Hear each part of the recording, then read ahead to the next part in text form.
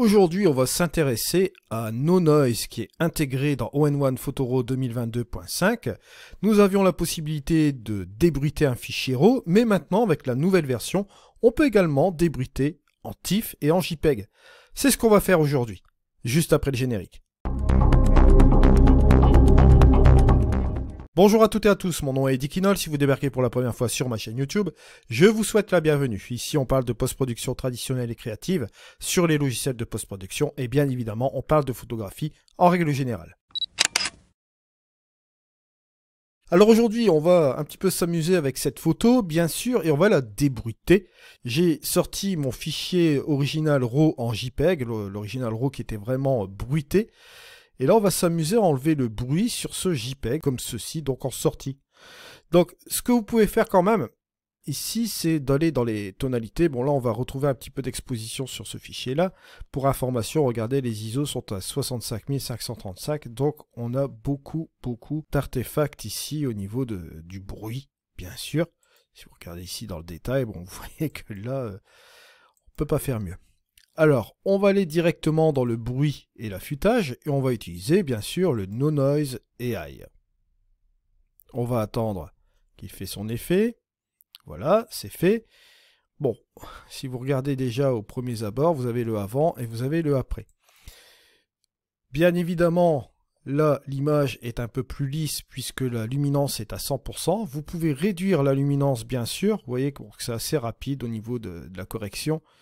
Et à vous d'ajuster entre 100 et 80, peut-être quelque chose comme ça. Vous pouvez toujours ajuster cette chose-là. Vous pouvez bien sûr améliorer les détails. Ça, vous pouvez le faire aussi également. Et jouer aussi avec le bruit au niveau de la chrominance, bien sûr. Tout ce qui est couleur. Donc vous voyez, vous pouvez l'ajuster aussi également ici. Donc, à vous d'ajuster la luminance ici, la chrominance, pourquoi pas. Vous voyez, il y a deux trucs d'ajustement à faire. Et vous pouvez améliorer aussi également les détails. Et voilà où est-ce qu'on en arrive un petit peu sur le fichier un peu original. Ensuite, vous avez un deuxième onglet qui est la netteté. Alors là, la netteté, vous allez pouvoir l'accentuer, bien sûr. Vous pouvez monter le montant, bien évidemment. Si vous regardez juste comme ceci, vous voyez ce que ça donne sur votre image, bien sûr. Vous pouvez bien évidemment monter aussi également les détails.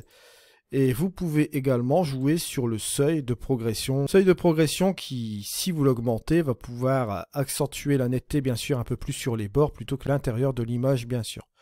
Alors toujours jouer avec cette luminance, trouver une espèce de compromis pour avoir une sensibilité sur la netteté parce que comme vous savez très bien, à ce niveau de bruitage bien sûr qui est vraiment extrême, il va falloir choisir quand même un petit peu un compromis dans la sélection ici au niveau du débruitage. Mais regardez quand même ici, au niveau de la luminance et de la chrominance, vous voyez juste comme ceci, et l'amélioration des détails. Si vous repartez ici dans le zoom, regardez, c'est quand même relativement intéressant de voir comment on récupère ici la chose au niveau de la photo. Et n'oubliez pas, jouer avec les détails ici, améliorer les détails dans la réduction de bruit. Et après, dans l'option netteté, vous avez toujours la possibilité de gérer les trois curseurs, soit le montant ici de la netteté, soit les détails aussi également. Vous voyez comment jouer avec cela. Et vous avez toujours le seuil d'activité. Si vous le mettez à 0, bien évidemment, ça va jouer sur l'ensemble de l'image pour la netteté. Et plus vous allez avancer vers la droite, et bien évidemment, ça va partir ici sur les bords. Vous voyez un petit peu ce que vous pouvez faire. Après, vous cliquez bien sûr sur appliquer. Vous revenez ici en arrière. Et vous voyez le résultat qui est escompté ici sur votre photo. Juste comme cela, bien sûr. Vous voyez un petit peu la possibilité de gérer aussi le bruit sur un JPEG. Ce qui est relativement assez incroyable. Bien sûr, toujours intéressant de venir vers la source sur le fichier RAW pour enlever le bruitage au maximum de sa possibilité avec NoNoise bien sûr, mais vous voyez qu'il est possible de gérer le bruit avec un fichier JPEG ou un fichier TIFF bien sûr. Fichier JPEG, je repense si vous avez des anciens fichiers JPEG de photos de souvenirs de vacances ou autre chose et que vous voulez récupérer justement ces fichiers pour enlever le bruit, franchement il fera nettement bien son travail. Alors je vous remercie de m'avoir suivi, on se retrouve dans une prochaine vidéo, c'était Eddie, allez, au revoir.